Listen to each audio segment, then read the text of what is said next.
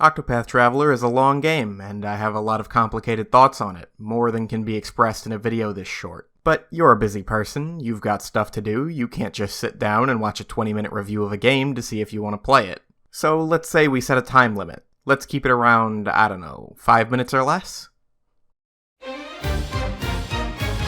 Octopath Traveler is a throwback turn-based JRPG developed by Square Enix and Acquire, which shares some staff with the Bravely Default games, hence the similar art style. The game is clearly invoking the Super Nintendo era of Final Fantasy games with its huge detailed enemy sprites, Western fantasy-style setting, and a 4-dudes standing in a row gameplay setup. And while I've never been a fan of Final Fantasy, I found Octopath Traveler to be a compelling experience for the 70 or so hours it took me to finish. And that's primarily down to the battle system. Battles in Octopath are played out character by character, blow by blow, in an asymmetrical system wherein enemies have layers of armor which needs to be broken by weaknesses in order to deal significant damage. An enemy whose armor is broken will lose any turns during the current round, as well as any turns during the next round.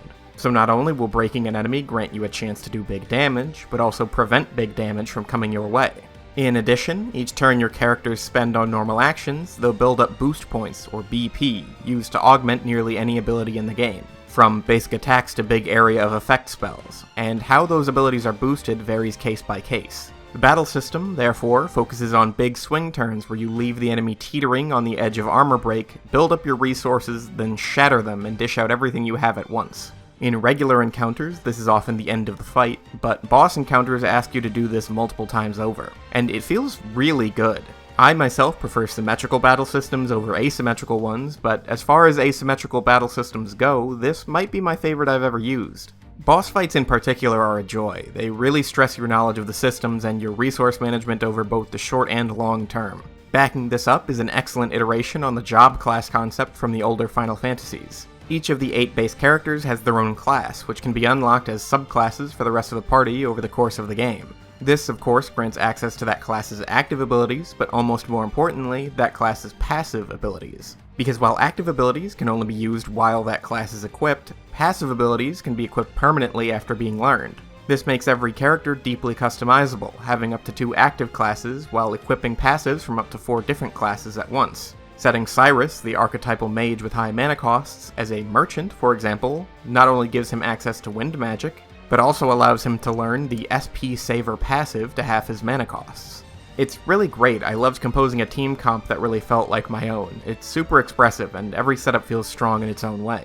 However, while all of the RPG systems are great, what isn't great is the game's structure. The titular Octopath setup, with 8 stories corresponding to the 8 characters, seems ill-conceived.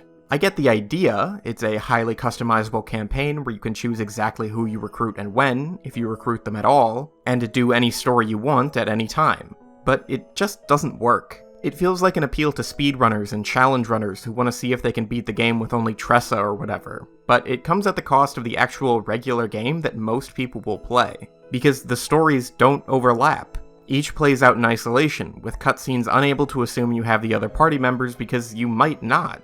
Character arcs can't overlap, character relationships can't meaningfully influence the direction of the story, and all the best characterization is relegated to optional dialogue that I wish were mandatory.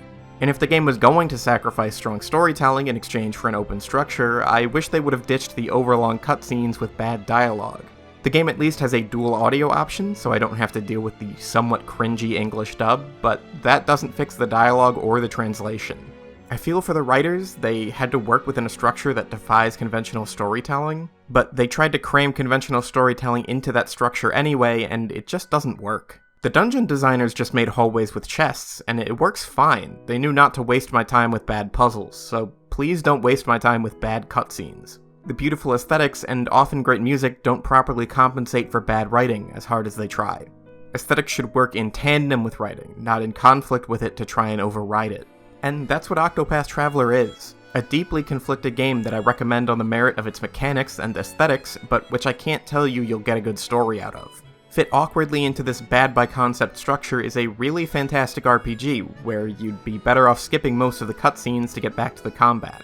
And maybe, just maybe, a good successor could really remedy a lot of these problems and let the great mechanics shine.